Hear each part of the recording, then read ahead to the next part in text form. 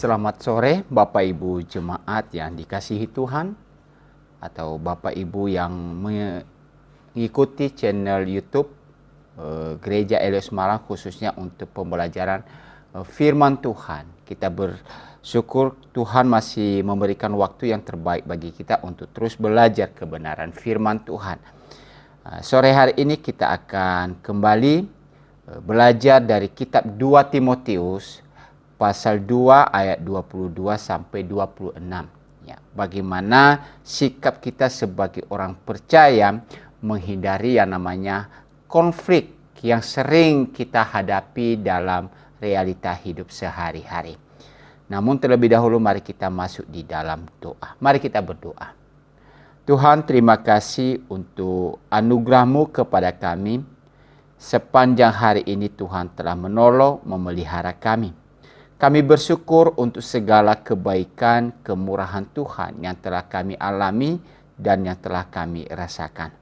Dan pada kesempatan sore hari ini kembali kami mau berkumpul untuk belajar kebenaran firman-Mu. Tuhan, siapkan hati dan pemikiran kami untuk mengerti dan memahami apa yang Tuhan ajarkan kepada kami melalui firman-Mu.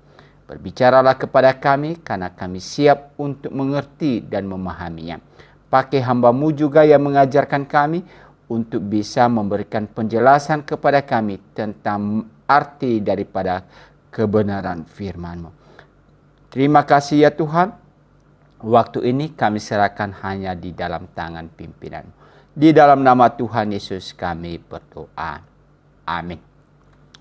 Yang menjadi dasar pembahasan kita pada sore hari ini, sekali lagi ini adalah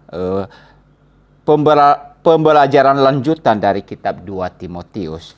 Dan hari ini kita memahami yaitu kitab 2 Timotius pasal yang kedua ayat 22 sampai dengan ayat yang ke-26. Saya baca kepada kita ayat ini. Sebab itu jauhilah nafsu orang muda. Kejarlah keadilan, kesetiaan, kasih, dan damai bersama-sama dengan mereka yang berseru kepada Tuhan dengan hati yang murni. Hindarilah soal-soal yang dicari-cari, yang bodoh dan tidak layak. Engkau tahu bahwa soal-soal itu menimbulkan pertengkaran. Sedangkan seorang hamba Tuhan tidak boleh bertengkar, tetapi harus ramah terhadap semua orang. Ia harus cakap mengajar, sabar, dan dengan lemah lembut dapat menuntun orang yang suka melawan. Sebab mungkin Tuhan memberikan kesempatan kepada mereka untuk bertobat dan memimpin mereka sehingga mereka mengenal kebenaran. Dan dengan demikian mereka menjadi sadar kembali karena terlepas dari jerat iblis yang telah mengikat mereka pada kehendaknya. Ya. Demikian apa yang boleh kita baca di dalam ayat 2 Timotius pasal 2 ayat 22 sampai dengan ayat yang ke-26.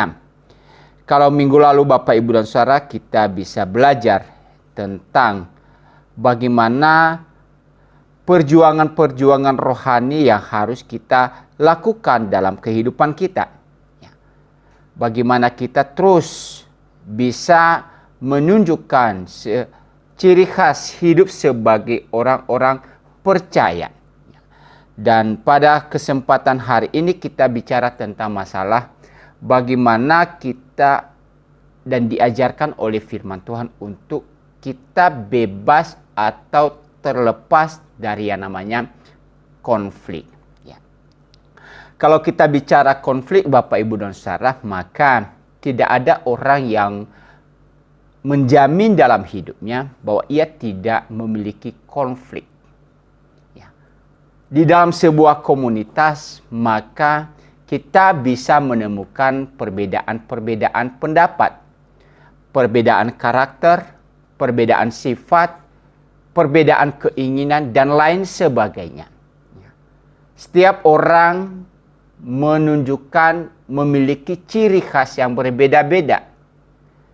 Dan kalau itu sudah kita bisa berhimpun bersama, maka tidak bisa dipungkiri bahwa akan ada perbedaan-perbedaan di antara satu dengan yang lain. Sekali lagi mungkin itu perbedaan sifat, perbedaan karakter, dan lain sebagainya. Dan kadang-kadang oleh karena perbedaan-perbedaan tersebutlah, ya, akhirnya apa? Bisa menimbulkan yang namanya konflik di dalam kehidupan. Ya. Dua orang berkumpul, maka bisa terjadi yang namanya konflik. Apalagi dengan sebuah komunitas yang begitu banyak, ya, termasuk di dalam komunitas gereja, di dalam keluarga, itu pun bisa kita menemukan yang namanya konflik yang terjadi. Ya. Dan kalau tidak bisa dikelola dengan baik setiap konflik, maka akan menimbulkan yang namanya perpecahan. Ya. Itulah sebabnya kita bisa menemukan Bapak Ibu dan Saudara, ya, ada gereja-gereja yang tadinya begitu satu, kuat, tetapi oleh karena perbedaan-perbedaan keinginan satu dengan yang lain, maka akhirnya gereja itu menjadi pecah. Ya. Nah, tentu dalam hal ini, bagaimana sikap kita sebagai seorang anak Tuhan, dan juga lebih-lebih sebagai seorang pelayan Tuhan, agar kita bisa meminimalisir tidak adanya konflik yang terjadi. Dan kalau memang ada namanya konflik, bagaimana kita bisa mencari solusi yang baik sehingga konflik itu bisa terselesaikan dengan sebaik-baiknya. Ya. Kita tahu bahwa di dalam firman Tuhan menyatakan, ya, bahwa orang-orang percaya harus terus menunjukkan karakter Allah di dalam hidupnya. Ya, di dalam 1 Timotius pasal 6 ayat yang ke-11, kalau kita baca di dalam ayat ini Bapak Ibu dan Saudara, tetapi engkau hai manusia Allah, jauhilah semuanya itu, kejarlah keadilan, ibadah, kesetiaan, kasih, kesabaran, dan kelembutannya.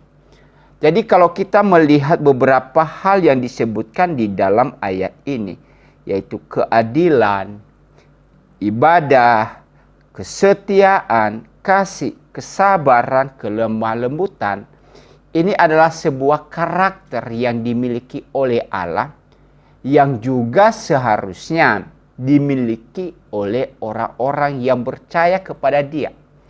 Ya, makanya dikatakan di sini bahwa orang-orang percaya harus terus menunjukkan karakter-karakter Allah itu dalam kehidupan sehari-hari mereka. Ya, di tengah-tengah berbagai macam perbedaan yang ada, maka orang percaya harus bisa menunjukkan sifat sebagai seorang pengikut Kristus. Nah, tentu sekali lagi bahwa kita tidak bisa memungkiri bahwa di dalam realita kehidupan kita, maka kita akan menghadapi berbagai macam hal-hal yang akhirnya bisa menimbulkan yang namanya konflik. Bahwa di dalam setiap kehidupan yang kita lihat atau tahap kehidupan ini Bapak Ibu dan Saudara, ya, memiliki godaan, cobaan yang unik. Ya. Bahwa tidak semua yang kita coba pikirkan itu adalah punya kesamaan. Semua adalah sama-sama. Semua adalah bisa hidup di dalam sebuah persekutuan. Semua bisa memiliki pikiran yang sama. Tidak demikian. Kita tidak bisa memungkiri bahwa memang dalam dunia yang telah Tuhan ciptakan dari awal, maka perbedaan-perbedaan itu pasti ada. Hal ini kita coba baca di dalam kitab Pengkhotbah pasal 3 ayat 1 sampai dengan ayat 8 di dalam kitab ini menjelaskan kepada kita ya, bahwa memang dalam dunia ini ada keunikan-keunikan yang memang dari awalnya sudah diciptakan demikian. Ya. Di mana di dalam Pengkhotbah pasal 3 dikatakan untuk segala sesuatu ada masanya. Untuk apapun di bawah langit ini ada waktunya. Ada waktu lahir, ada waktu meninggal. Jadi ini semua pertentangan. Lahir dan meninggal. Ya. Tidak semua harus lahir. Pasti ada yang namanya waktu untuk meninggal. Ada waktu untuk menanam. Ada waktu untuk mencabut yang ditanam atau memanen. Ya. Ada waktu untuk membunuh. Ada waktu untuk menyembuhkan. Ada waktu untuk merombak, ada waktu untuk membangun. Ada waktu untuk menangis, ada waktu untuk tertawa. Dan seterusnya di dalam ayat ini kalau kita baca. Jadi memang dari awalnya ketika Allah menciptakan dunia ini, maka dia telah menciptakan dengan keunikan-keunikan tersendiri. Tidak ada yang sama sekali. Termasuk makhluk ciptaan Tuhan. Ada laki-laki, ada perempuan. Dan di dalam perbedaan-perbedaan itu sebenarnya kita bisa menemukan ya satu keindahan. Ya. Kalau setiap perbedaan itu bisa diakomodir, ya, bisa digunakan, bisa dipakai untuk saling membangun satu dengan yang lain. Untuk saling mendukung satu dengan yang lain. Nah, itulah sebabnya di dalam bagian-bagian firman Tuhan menjelaskan kepada kita. Untuk bisa kita menyingkapi setiap perbedaan-perbedaan itu dengan sebaik-baiknya. Jangan karena perbedaan prinsip, perbedaan karakter, perbedaan sifat, perbedaan budaya, perbedaan ras, perbedaan bahasa dan lain sebagainya membuat kita menjadi terkotak-kotak satu dengan yang lain. Dan oleh karena terkotak-kotak satu dengan yang lain, maka akhirnya saling melakukan tindakan-tindakan yang menjelekkan, menghina, merendahkan dan lain sebagainya. Yang pada akhirnya menimbulkan sebuah konflik yang berkepanjangan dan akhirnya bisa membawa kepada perpecahan. Ya. Tentu kita tidak berharap demikian. Kita tidak ingin hal itu terjadi.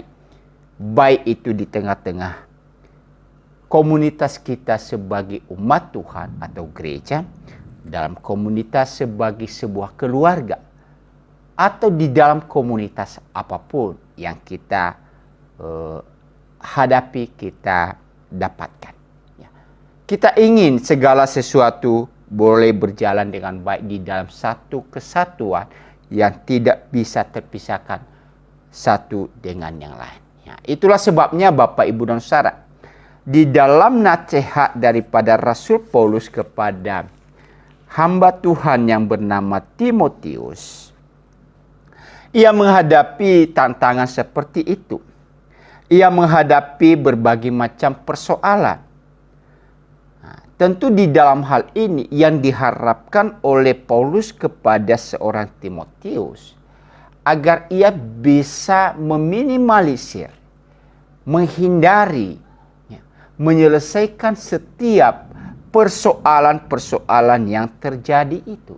Dan seperti apa harus melakukan, seperti apa ia harus bertindak menghindari yang namanya persoalan-persoalan yang terjadi. Ya. Kalau kita membaca di dalam ayat 22, sebab itu jauhilah nafsu orang muda, kejarlah keadilan, kesetiaan, kasih, dan damai bersama-sama dengan mereka yang berseru kepada Tuhan dengan hati yang murni.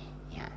Jadi di sini dia memberikan penjelasan dua hal, yaitu sesuatu hal yang perlu dibuang atau tidak perlu ia hidup seperti itu, dan di satu sisi apa yang harus ia lakukan dalam hidupnya. Ya.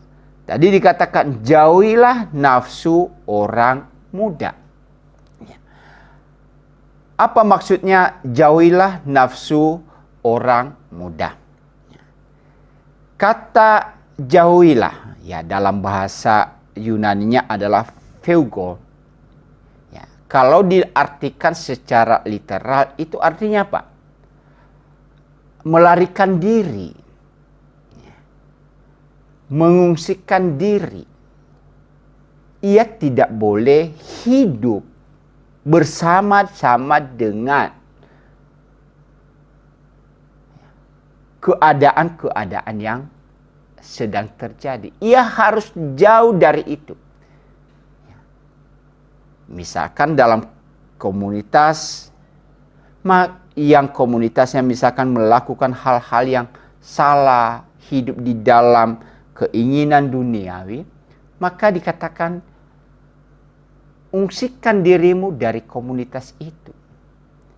Jauhkan dirimu dari komunitas itu. Ya. Larikanlah dirimu daripada komunitas itu. Nah, itu yang dimaksudkan dengan kata jauhilah. Kemudian kata jauhilah itu Bapak Ibu dan Saudara, kalau lebih dispesifikasi lagi, kalau berkaitan dengan hal-hal moral, maka itu artinya apa? Hindari.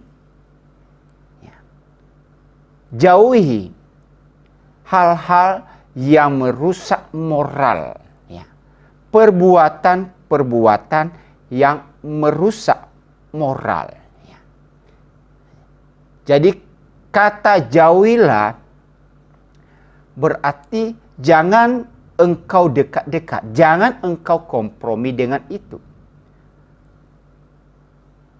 Tetapi engkau harus menghindari hal-hal yang menimbulkan persoalan-persoalan yang terjadi.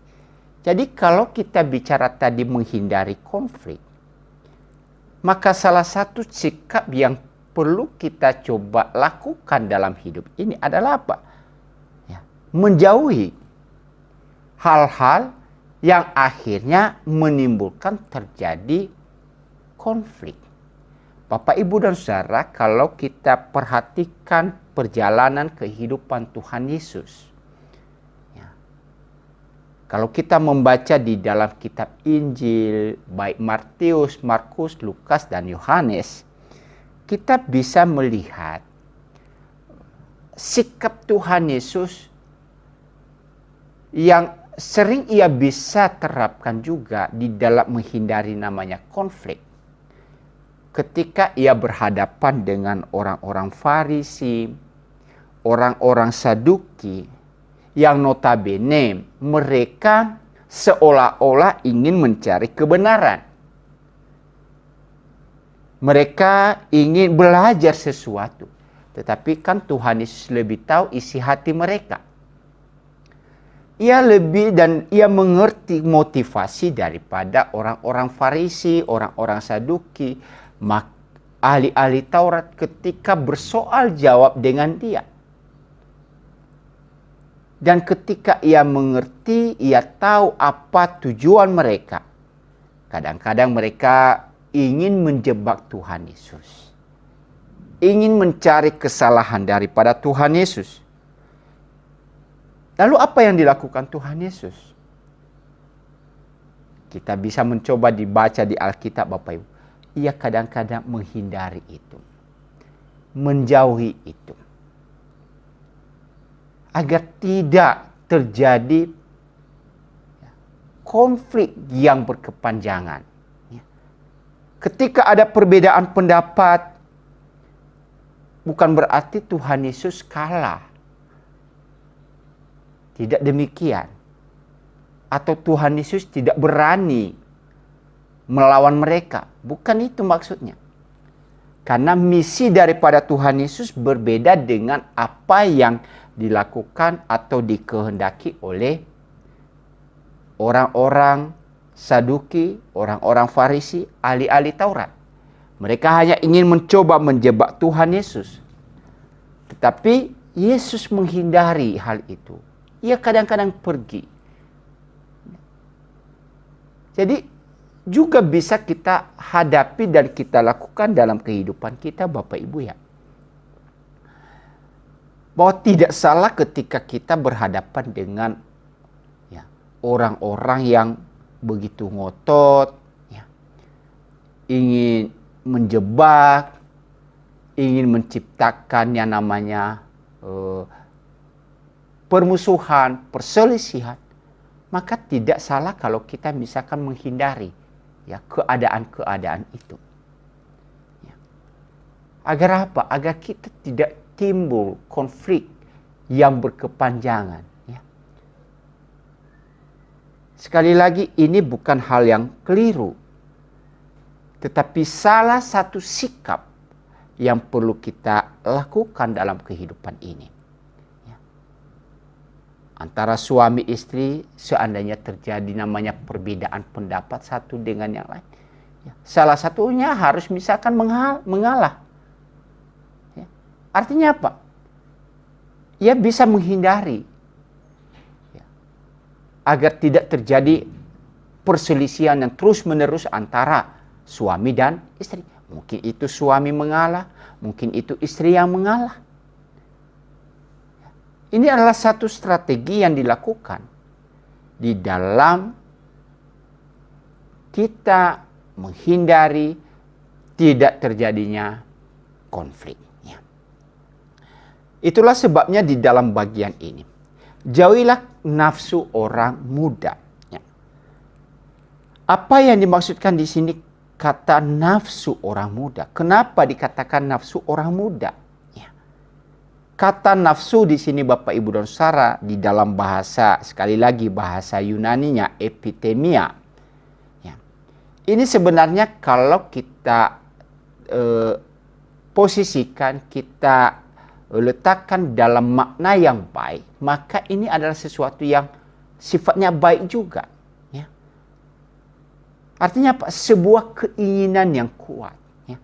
Hasrat yang begitu kuat, kemauan yang begitu kuat. Ya.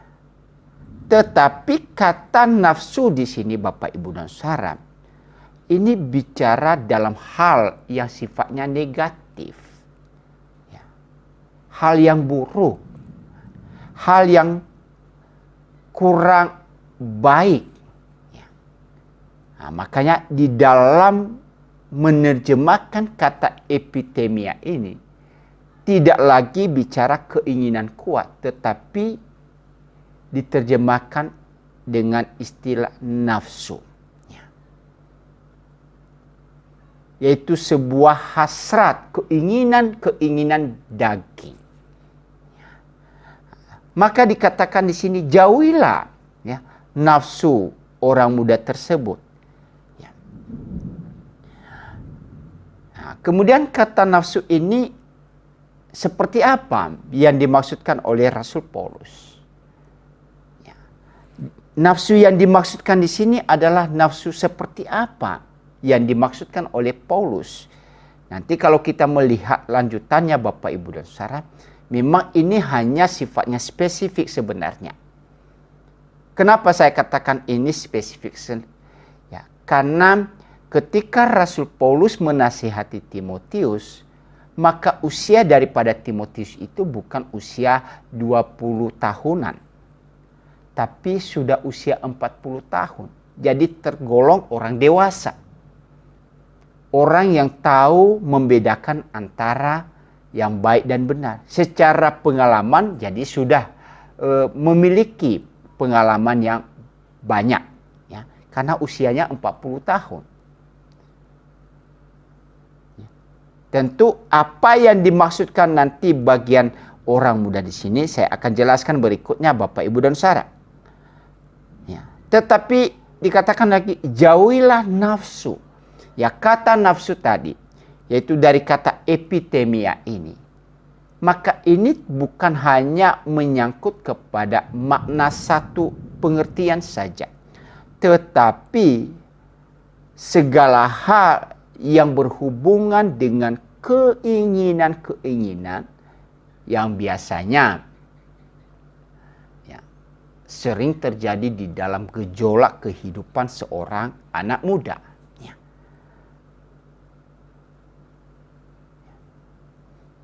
Sebuah keinginan atau hasrat yang menggebu-gebu.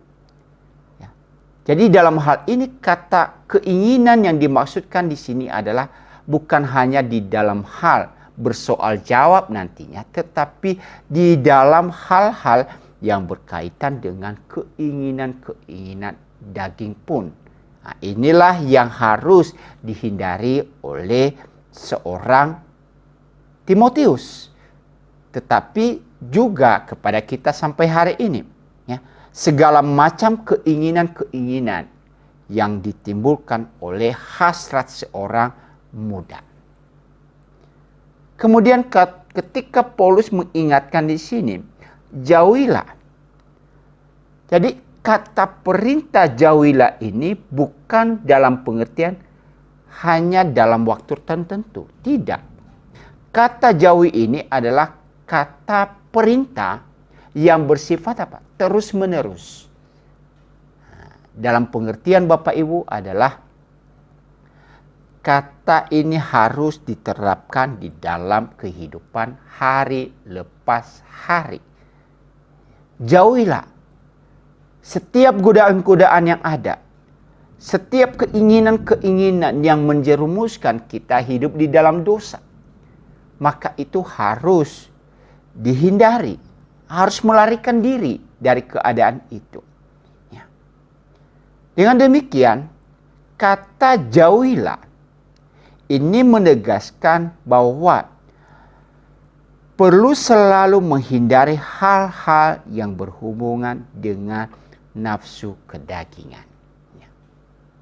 Jadi kita tidak boleh bermain-main dengan hal ini. Kita tidak boleh berkata, oh inilah kelemahan-kelemahan yang saya miliki. Inilah kekurangan saya. Inilah keterbatasan yang saya miliki.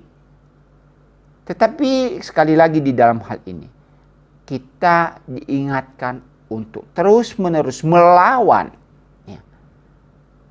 hal-hal yang membuat kita jatuh di dalam keinginan-keinginan dosa atau keinginan-keinginan daging. Ingat Bapak Ibu dan Saudara, sesaleh apapun orang, sebaik apapun orang, kalau ia tidak bisa menjaga diri dia, maka ia bisa jatuh di dalam dosa. Abraham sebagai orang percaya juga bisa jatuh di dalam dosa. Tokoh-tokoh di Alkitab, mereka adalah tokoh-tokoh yang juga di dalam realita hidup sehari-hari mereka, mereka bisa terperangkap di dalam perbuatan-perbuatan dosa, kecuali Tuhan Yesus. Karena Tuhan Yesus itu adalah Allah dan manusia. Tetapi setiap orang, siapapun dia, maka ia bisa jatuh, tergoda di dalam keinginan-keinginan daging. Itulah sebabnya perlu sekali dikatakan di sini, jauhilah, hindarilah itu, larikan diri dari keinginan itu. Kata yang sama kalau kita melihat di dalam Perjanjian Lama itu seperti yang dilakukan oleh seorang Yusuf. Ketika Potifar, istri Potifar menggoda dia untuk melakukan perbuatan-perbuatan amoral, maka apa yang dilakukan Yusuf? Ia melarikan diri. Ia tidak mau kehidupannya tercemar dengan nafsu kedagingan. Nah, itulah yang dimaksudkan di sini apa? Kata jauhilah. Jadi di dalam penerapan kehidupan sehari-hari kita Bapak Ibu dan Saudara, maka ini kita bisa terapkan ya. Nanti di dalam kontras yang dikatakan oleh Paulus di sini kepada Timotius, di mana ia harus mengejar keadilan, berarti lawan daripada keadilan berarti ketidakadilan. Maka seorang percaya ia harus menunjukkan karakter Allah, maka ia harus menjauhi yang namanya apa? Ketidakadilan. Ya. Tentu yang dimaksudkan lagi dengan sifat muda di sini adalah, ya, sekali lagi kalau konteks pembahasan kita ini Bapak Ibu dan Saudara, yaitu berkaitan dengan apa? Soal-soal pertentangan antara mereka yang tidak sependapat dengan berita-berita yang disampaikan oleh Timotius tentang kebenaran. Minggu lalu kita membaca tentang mereka yang menyimpang dari kebenaran seperti Himeneus dan Filetus, yang tidak memegang teguh tentang Injil keselamatan di dalam Yesus Kristus, tetapi mencoba mengadopsi pengajaran-pengajaran yang lain, yang akhirnya apa? Menimbulkan masalah-masalah di dalam kehidupan berjemaat. Nah, sifat muda yang dimaksudkan di sini adalah kecenderungan untuk terlibat di dalam apa? Pembahasan-pembahasan yang tidak berguna. Ya. Yang dimaksudkan di sini adalah misalkan Bapak Ibu dan Saudara kita melihat di dalam media sosial. Ya. Di satu sisi ya, kita bersyukur kalau ada yang namanya pembelaan tentang iman kita, iman kekristenan kita. Dan tentu kita harus juga berpegang teguh pada kebenaran. Namun kalau itu sudah lagi tidak menunjukkan ya, etika yang baik, ya, yang akhirnya apa? Saling menunjukkan kelemahan-kelemahan yang sifatnya kebobrokan satu dengan yang lain, tidak lagi bicara tentang masalah pengajaran kebenaran, tetapi mengumbar tentang dosa orang lain dan lain sebagainya. Maka akhirnya apa? Itu sesuatu hal yang tidak berfaedah, yang tidak berguna, yang tidak lagi bisa membangun. Nah, itulah sebabnya di dalam bagian ini Paulus ingatkan kepada Timotius. Hal-hal yang tidak berguna, hal-hal yang tidak membangun, hal-hal yang tidak bisa memberikan apa? Manfaat untuk pertumbuhan iman. Maka hindari semuanya itu. Karena itu adalah sesuatu hal yang tidak ada maknanya dalam kehidupan ini. Tidak ada maknanya dan tidak berguna di dalam pertumbuhan iman. Tetapi hanya menghasilkan yang dikatakan di sini apa? Pertengkaran mulut. Ya. Pertengkaran mulut. Ya. Saling menghina, saling menjelekkan, saling merendahkan satu dengan yang lain. Ya. Nah, itu sesuatu hal yang tidak ada gunanya. Tetapi tadi saya katakan kalau hal-hal yang berkaitan dengan bagaimana membela kebenaran, dengan mengajarkan kebenaran dengan penuh kasih, maka itu adalah sesuatu yang sangat berguna, yang sangat berfaedah. Tetapi kalau ini dilakukan hanya karena keinginan didorong oleh nafsu semata, maka sesuatu hal yang tidak berkenan dan tidak baik, maka dikatakan sini hindarilah itu, jauhilah itu. Kenapa dikatakan lagi sebagai sifat seorang muda? Ya, pada umumnya anak muda ini adalah orang-orang yang dalam hidupnya, ya, karena kekurangan pengalaman, maka mereka tidak bisa menunjukkan sikap sabar terhadap sesuatu hal. Ya. Ingin cepat-cepat dan lain sebagainya. Ya. Ingin menunjukkan tentang kemampuan diri mereka, kehebatan mereka, dan lain sebagainya. Kadang-kadang kita bisa menemukan itu Bapak, Ibu, dan Saudara. Ya. Karena jiwa masih muda ingin menunjukkan siapa dirinya sebenarnya. Nah, ia tidak mau direndahkan, ia tidak mau merasa bahwa dirinya itu tidak punya kemampuan apa-apa. Maka ia akan melakukan segala sesuatu. Nah, dia ingin menunjukkan bahwa dia ada. Dia menunjukkan jati dirinya bahwa dia ada.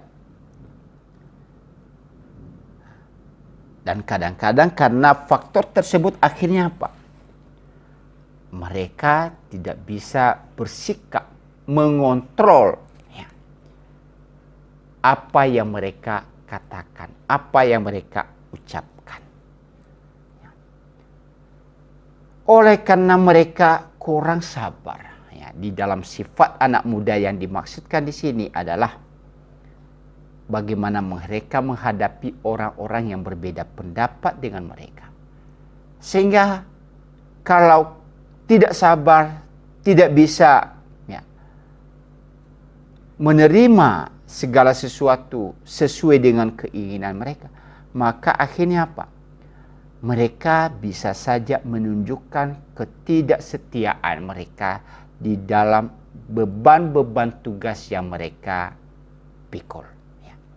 Timotius diajarkan di sini, ketika ia menghadapi konflik, ketika ia menghadapi banyak persoalan, maka bisa saja membuat dia menjadi orang yang putus asa dan lain sebagainya.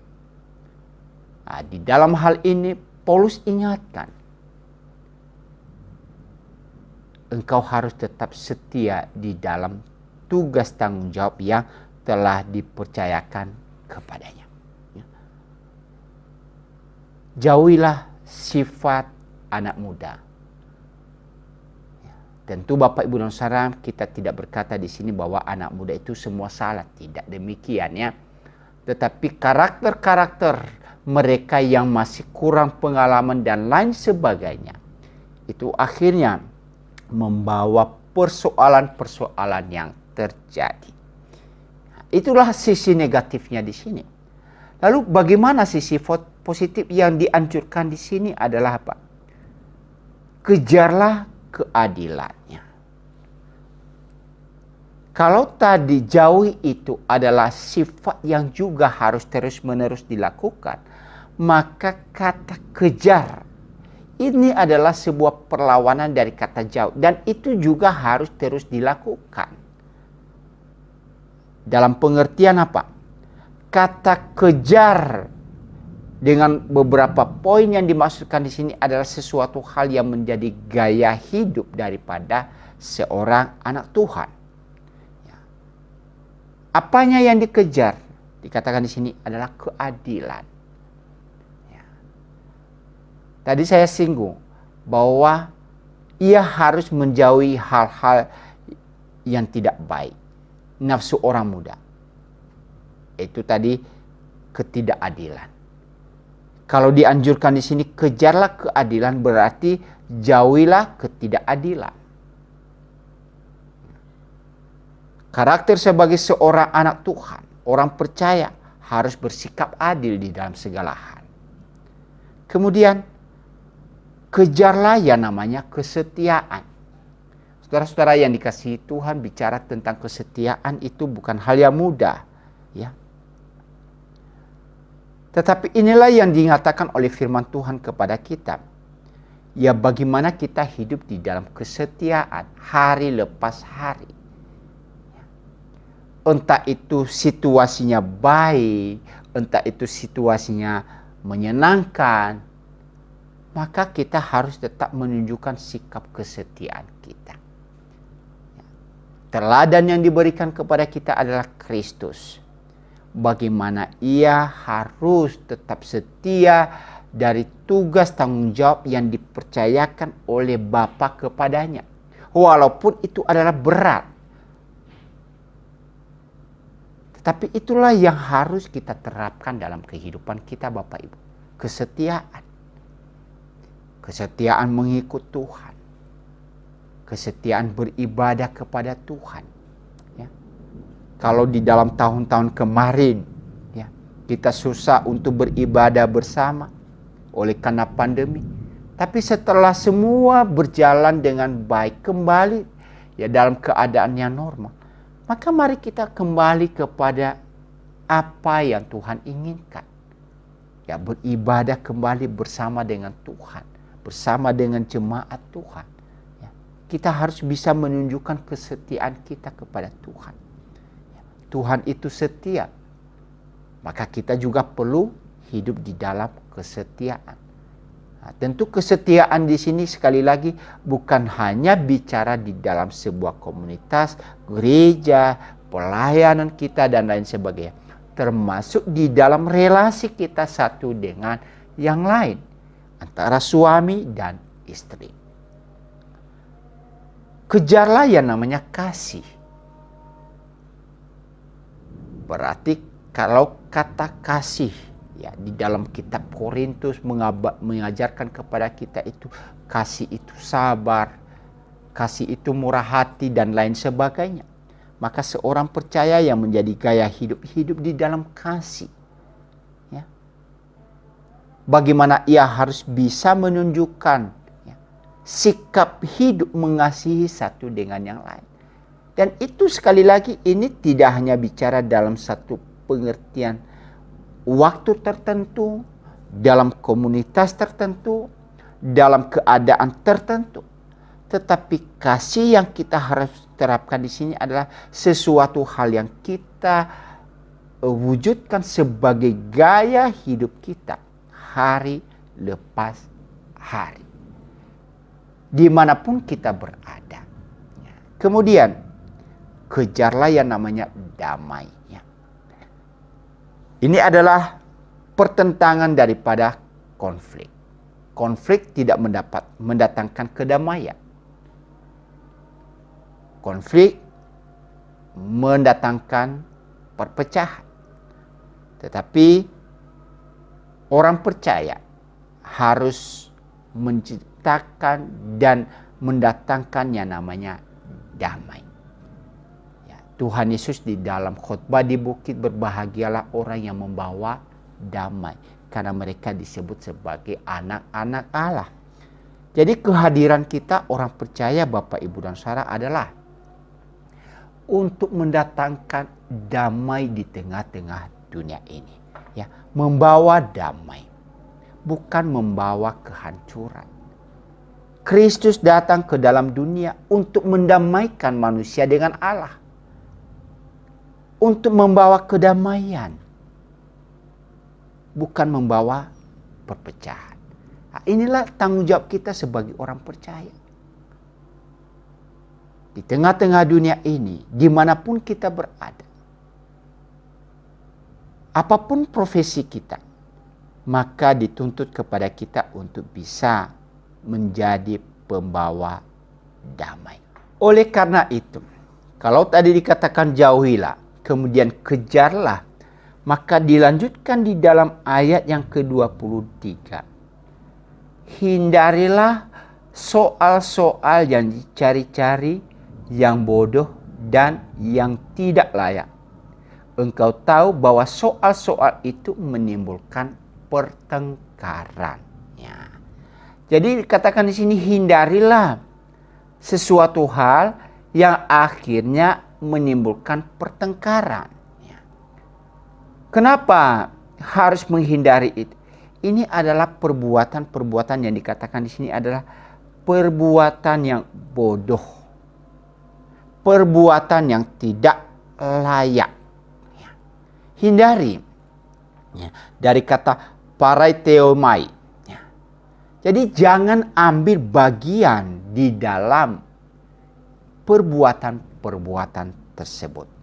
Jangan ikut berpartisipasi dalam persoalan-persoalan yang tidak benar itu, yang tidak ada gunanya itu, yang tidak ada faedahnya itu, yang hanya menimbulkan yang namanya pertengkaran, perselisihan, konflik satu dengan yang lain. Karena itu adalah sesuatu hal yang tidak baik. Dikatakan di sini adalah perbuatan bodoh. Ya. Sesuatu perbuatan atau kejahatan yang tidak masuk akal. Ya. Tidak layak. Ya. Ini adalah sebuah perbuatan dari seorang anak-anak kecil yang tidak dewasa. Ya. Jadi kita diingatkan di sini jangan ikut ambil bagian dalam perbuatan-perbuatan yang tidak ada gunanya. Sama saja kita dianggap sebagai seorang yang tidak berpengertian, tidak berpengetahuan. Atau tadi lebih jelas Paulus berkata, engkau bodoh di dalam hal ini. Ya. Jadi ini perlu sekali di dalam kita menerapkan bagaimana kita menyingkapi keadaan-keadaan yang terjadi di sekitar kita, Bapak, Ibu, dan Saudara. Ketika kita melihat sekeliling kita terjadi yang namanya konflik. Peran kita di sini bukan ikut berpartisipasi di dalam menimbulkan konflik, bukan.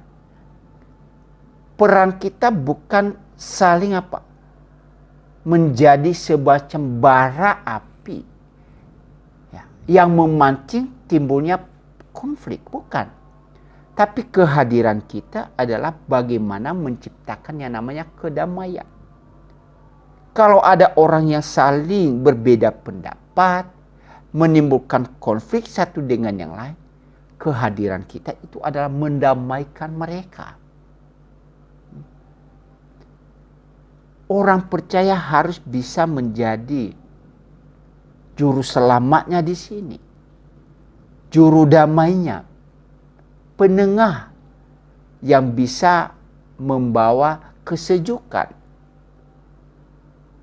Itulah sebabnya di dalam bagian ini dikatakan oleh Paulus, hal-hal yang menimbulkan pertengkaran, hal-hal yang menimbulkan konflik, maka engkau hindari itu. Ya.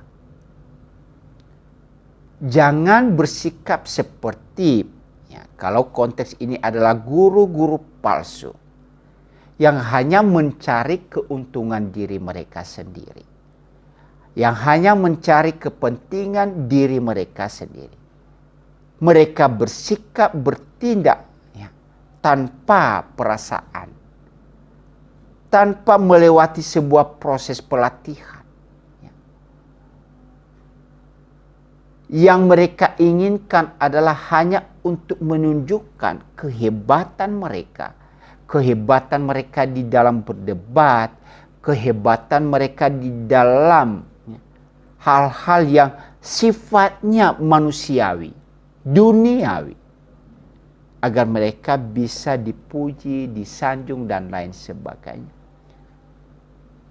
Rasul Paulus ingatkan kepada Timotius sebagai seorang hamba Tuhan, maka engkau hindari perbuatan-perbuatan tersebut. Ya.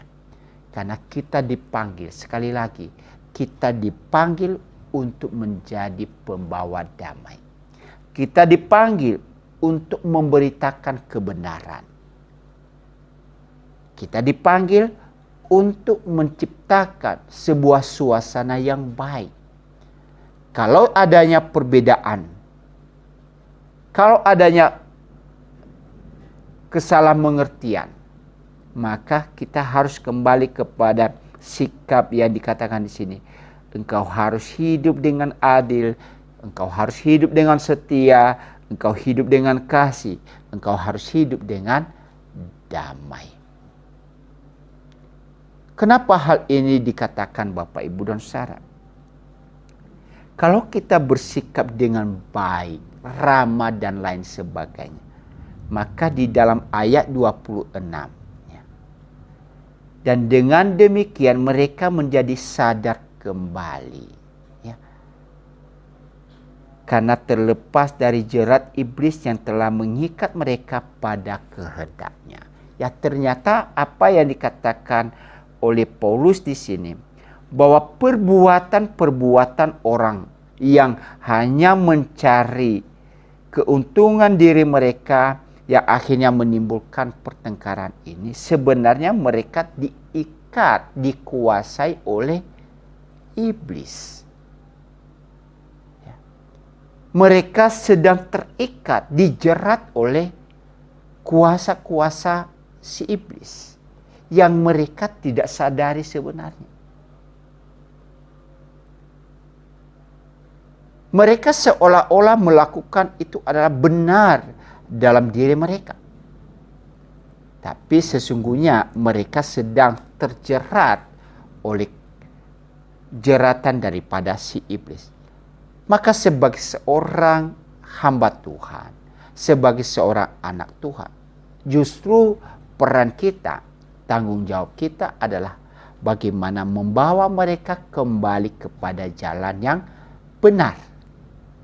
Menunjukkan kepada mereka sesuatu hal yang baik dan benar. Supaya mereka sadar dan bertobat. Ya. Tanggung jawab kita adalah apa? Menuntun mereka. Ya, di dalam ayat 25 bagian terakhir. Ya. Menuntun mereka, kesempatan kepada mereka untuk bertobat dan memimpin mereka. Sehingga mereka mengenal kebenaran. Jadi di sini adalah sesuatu hal yang perlu dilakukan, yang perlu dikerjakan oleh seorang anak Tuhan. Saudara dan saya dipanggil untuk menjadi pembawa damai di tengah-tengah dunia ini. Apalagi sebagai seorang hamba Tuhan. Ya. Identitas diri kita sebagai seorang pelayan Tuhan, hamba Tuhan, maka itu terus melekat pada kita. Maka sebagai seorang hamba Tuhan, maka apa yang harus dilakukan? Ayat 24. Sedangkan seorang hamba Tuhan tidak boleh bertengkar. Ya. Sangat aneh dan sangat lucu. Dan ini tidak baik. Dan memang itu tidak benar. Hamba Tuhan mengajarkan tentang masalah menjadi pembawa damai.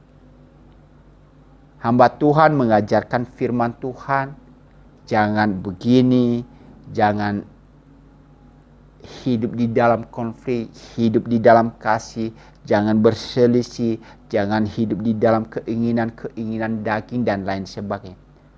Tetapi di satu sisi hamba Tuhan justru hidup di dalam perbuatan-perbuatan yang tidak sama dengan apa yang dia sampaikan. Nah, ini adalah sesuatu hal yang kontradiksi Bapak, Ibu, dan Saudara. Ini tidak boleh terjadi bagi seorang hamba Tuhan. Hamba Tuhan boleh menyatakan kebenaran. Tetapi ia harus bisa menyatakan kebenaran dengan penuh kasih. Hamba Tuhan boleh menyatakan kebenaran, tetapi dengan penuh kesabaran.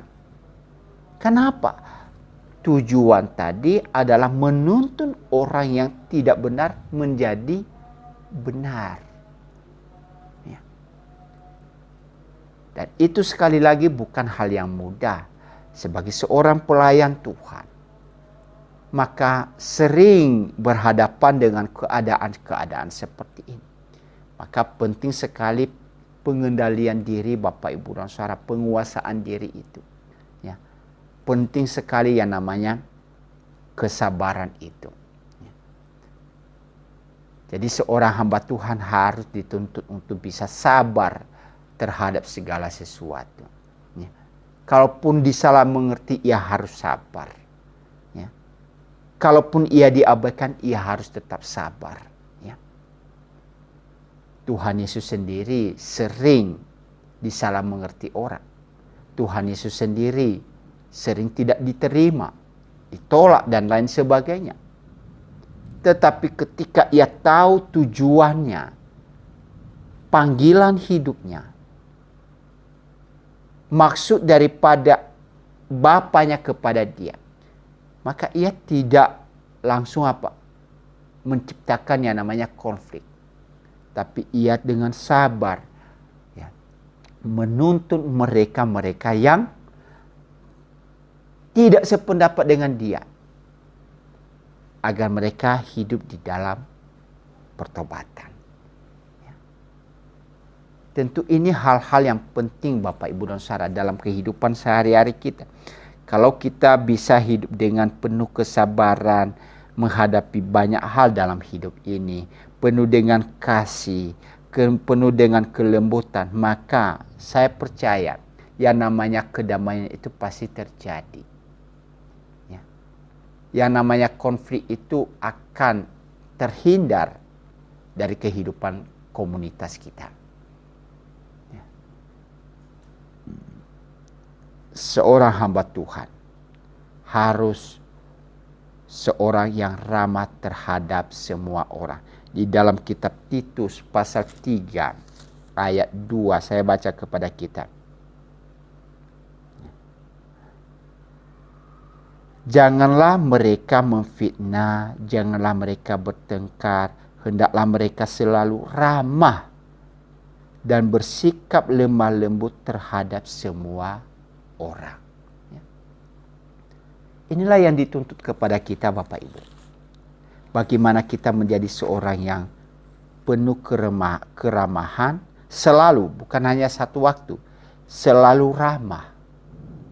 Bagaimana kita selalu memiliki sikap lemah lembut terhadap semua orang. Ya. Bersikap lemah lembut terhadap semua orang. Bapak Ibu dan Saudara, ketika kita berhadapan dengan orang yang keras, orang yang semaunya sendiri, kalau kita berhadapan dengan itu dan kita juga melakukan hal yang sama, maka saya percaya orang tersebut tidak akan pernah bisa berubah. Tidak akan pernah bisa menyadari tentang kesalahannya. Tidak akan pernah bisa menyadari tentang kekurangannya. Tetapi ketika kita menerapkan kehidupan yang penuh dengan kelembutan, penuh dengan kesabaran, menuntun mereka, maka inilah sesuatu hal yang sangat penting, berguna. Sehingga akhirnya orang-orang tersebut memahami sebenarnya apa?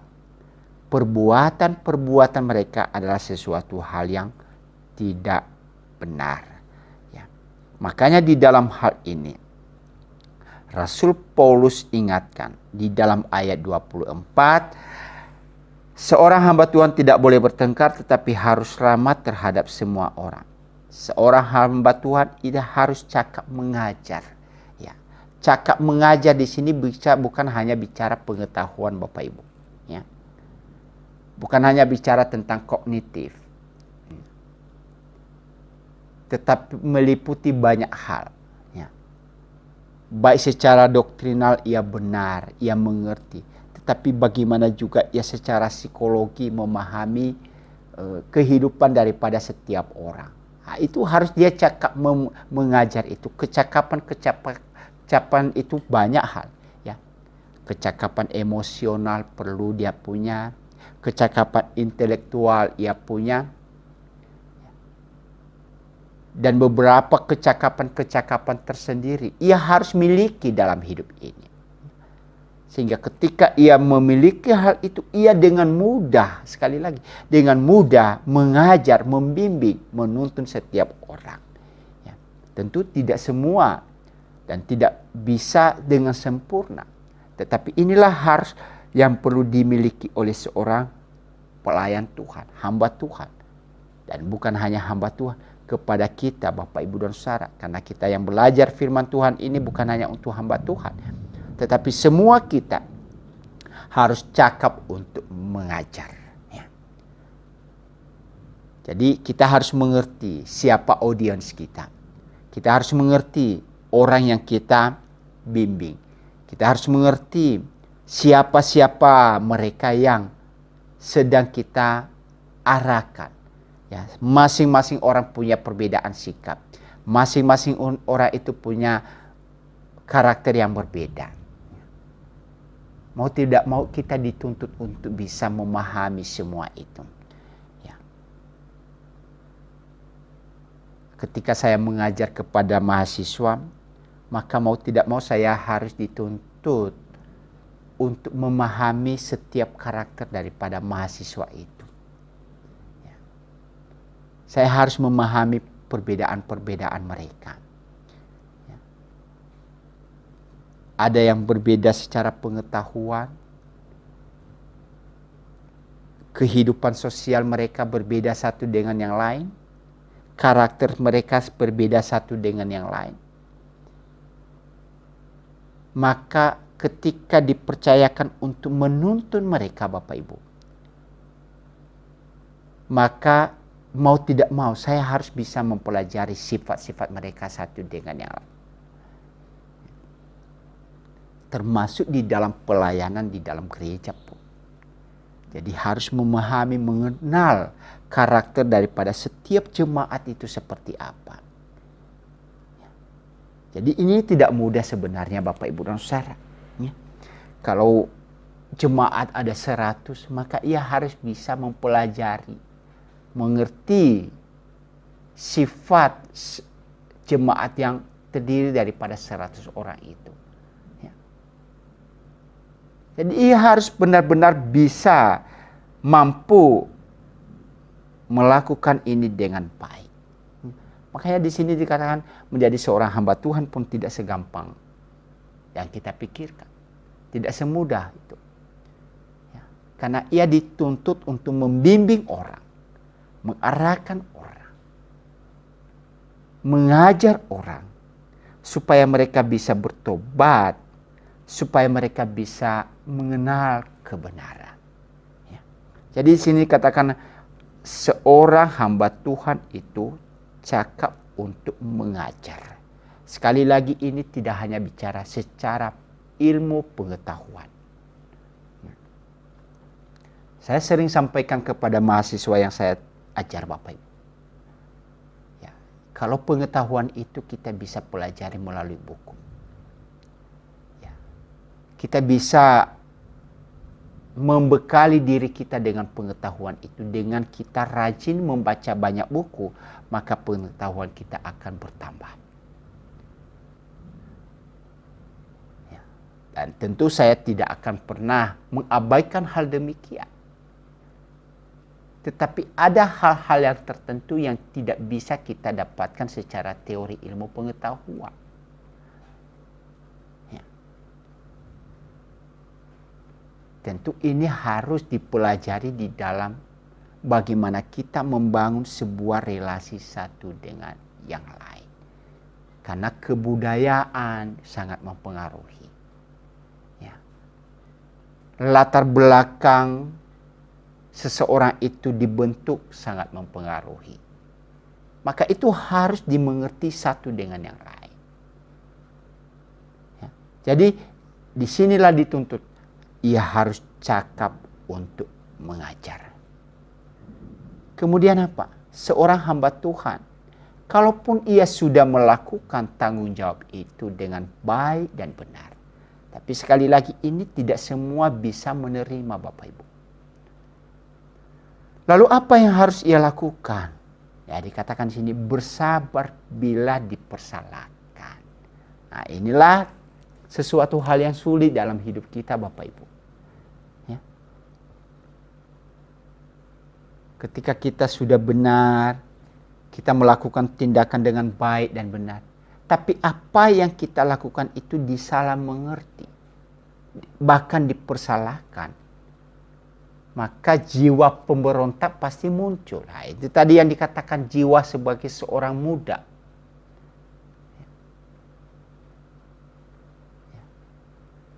Jiwa tidak menerima. Karena ia dipersalahkan dan lain sebagainya. Nah, kalau hal itu terjadi, maka yang namanya konflik itu pasti muncul. Tetapi kalau ia memiliki sifat kesabaran, maka itu adalah satu solusi yang baik untuk menghindari yang namanya konflik. Ya.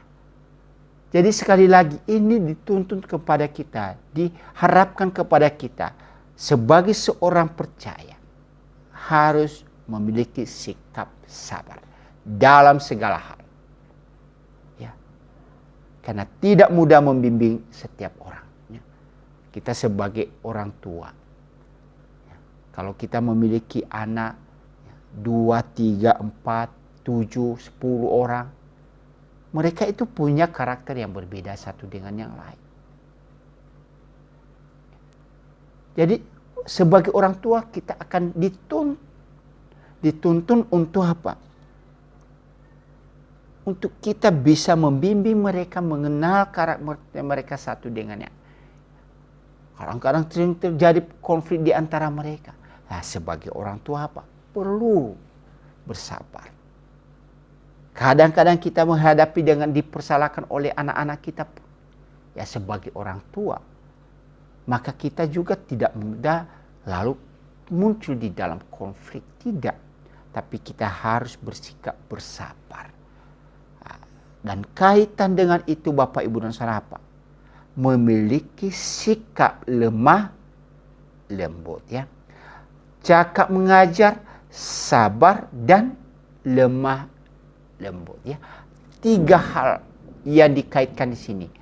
Cakap mengajar, sabar, tapi juga bersikap lemah lembut. Kenapa hal ini perlu dilakukan? Karena yang dibimbing, yang diarahkan, yang dituntun itu bukan orang yang mudah. Tetapi dikatakan di dalam ayat ini adalah mereka-mereka yang orang yang suka melawan. Ya, suka memberontak. Ingin maunya sendiri. Mereka dengan sengaja terus melakukan tindakan-tindakan melawan kebenaran.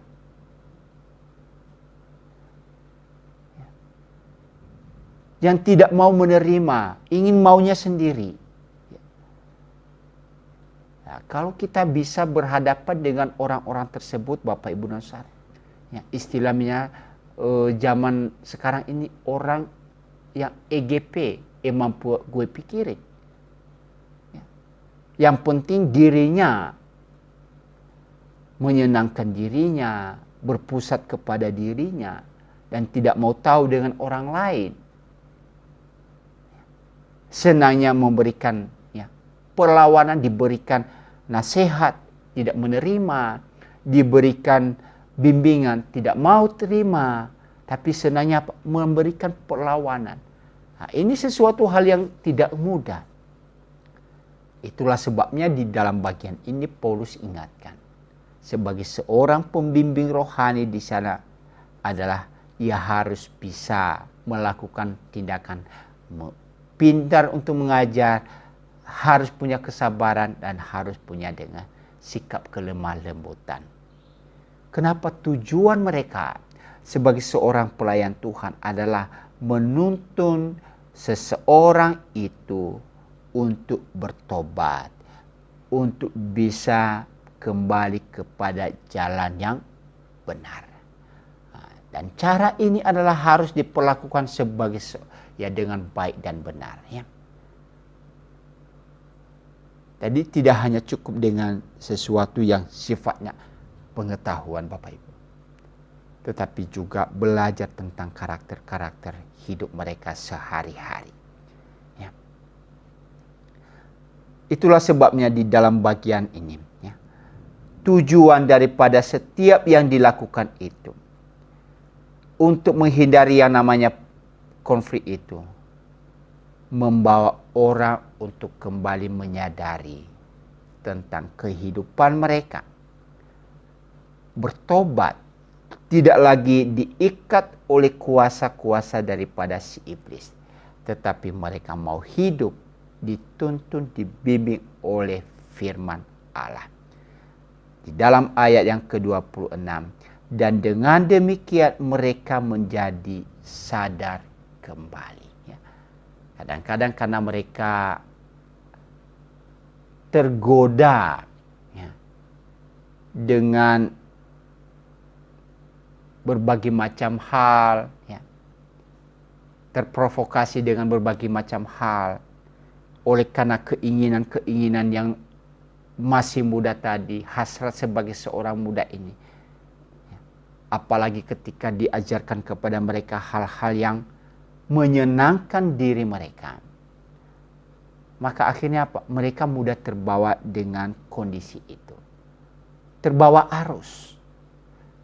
Maka itulah sebabnya diperlukan pembimbingan yang baik dan benar. Ya, tentu ini tidak mudah, ya, dan tidak hanya bisa berlaku dalam waktu tertentu saja. Tetapi itu mungkin terjadi sepanjang kehidupan kita. Ya. Sepanjang hidup kita, kita terus membimbing mereka. Ya. Mungkin pun ketika kita sudah pasrah dan tidak ada pertobatan, Bapak Ibu dan Saudara, waktunya Tuhan bagi seseorang itu ada masanya. Ya. Agustinus seorang tokoh atau bapak gereja di abad-abad pertama. Bagaimana seorang ibunya, ya, berdoa untuk dia agar ia bertobat. Namun sampai akhir hidup daripada ibunya, ia tidak menunjukkan tanda-tanda pertobatan. Tapi setelah ibunya meninggal beberapa waktu, barulah dalam satu momen tertentu ada satu peristiwa yang dialaminya. Akhirnya apa? Si Agustinus bertobat. Doa daripada seorang ibu, walaupun itu sudah lama, pada masanya tidak menunjukkan sebuah pertobatan. Tapi waktunya Tuhan adalah waktu yang tepat bagi seorang Agustinus sehingga akhirnya ia bertobat. Nah, itulah kita Bapak Ibu dan Saudara. Di dalam menuntun setiap orang, tidak ada yang sifatnya instan. Ya. Perlu waktu. Ya, bersyukurlah kalau mungkin hari ini kita membimbing orang kemudian bertobat. Sadar, dan itulah sesuatu hal yang luar biasa. Tetapi kalaupun masih belum menunjukkan sikap perubahan dalam hidupnya, sekali lagi jangan pernah berhenti untuk membimbing mereka. Waktunya adalah waktunya Tuhan yang terbaik. Ya. Tentu saudara-saudara yang dikasihi Tuhan, kalau dianjurkan di dalam bagian ini, bahwa dengan cara itu seseorang ini bisa membawa pertobatan dalam hidupnya. Memang dalam prinsip teologis, ayat ini memberikan dampak Bapak Ibu. Apalagi ketika kita bicara tentang pemilihan Allah di dalam kehidupan manusia. Ketetapan-ketetapan Allah yang sudah Ia tentukan dalam kehidupan kita sebagai umat manusia. Apalagi dengan keselamatan yang kita miliki, bahwa itu adalah sudah ditetapkan oleh Allah dari mulanya. Nah, dan ingat di sini adalah memang Tuhan sudah menetapkan. Tetapi seseorang yang ada di dalam dunia ini, ia bisa tergoda dengan banyak hal. Terprovokasi dengan banyak hal. Ia bisa menjauh dari Tuhan oleh karena berbagai godaan dan cobaan yang dihadapi.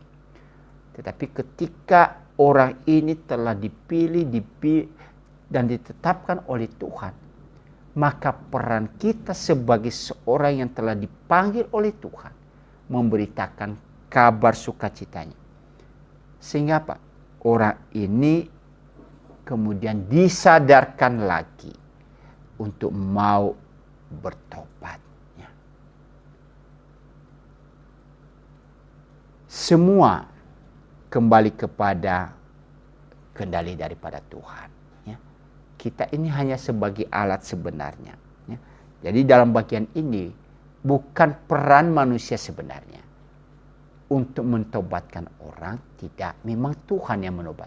Tetapi yang dimaksudkan di sini adalah peran kita seperti apa, tanggung jawab kita. Ketika Tuhan membimbing, memberikan sebuah tanggung jawab kepada kita untuk membimbing orang, untuk menyadarkan orang, menasihati orang, maka itulah yang kita perlu lakukan.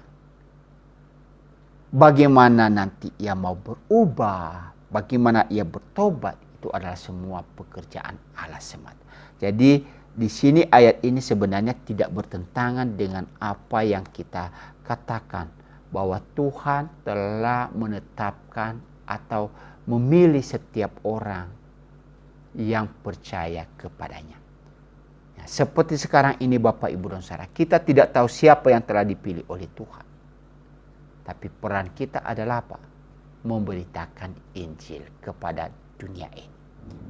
Sehingga orang yang telah ditetapkan oleh Tuhan untuk diselamatkan, maka mereka akan menanggapi berita itu dan mau percaya. Inilah yang dimaksudkan di dalam bagian ini.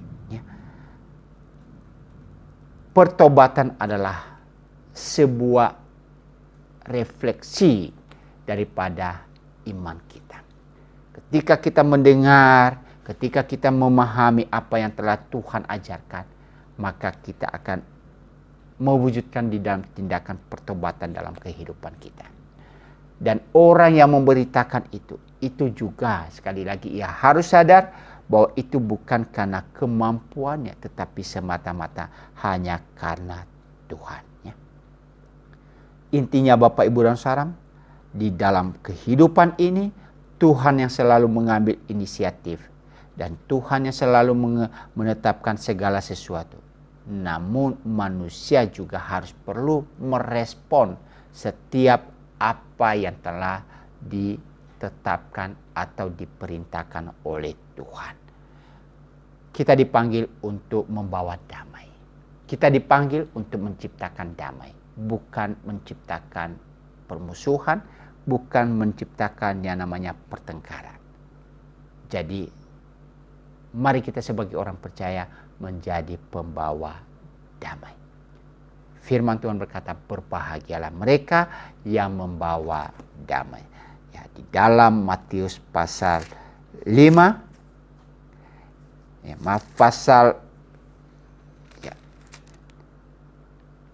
pasal 5 ya, berbahagialah mereka yang membawa damai, karena mereka akan disebut anak-anak Allah.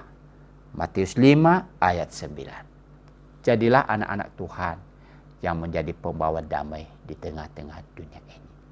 Hindarilah yang namanya konflik. Terima kasih, Tuhan memberkati kita semua. Mari kita berdoa. Bapa di dalam surga, kami bersyukur sore ini kami boleh belajar firman-Mu. Apa yang telah kami pelajari dari ayat-ayat yang telah Engkau berikan ini, biarlah kami boleh terapkan itu dalam hidup kami. Engkau memanggil kami untuk menjadi pembawa damai di tengah-tengah dunia ini. Terima kasih ya Tuhan Yesus untuk kebenaran yang telah Engkau ajarkan kepada kami saat ini. Di dalam nama-Mu kami berdoa dan bersyukur. Amin. Sampai bertemu di minggu yang akan datang Bapak Ibu. Tuhan memberkati kita semua.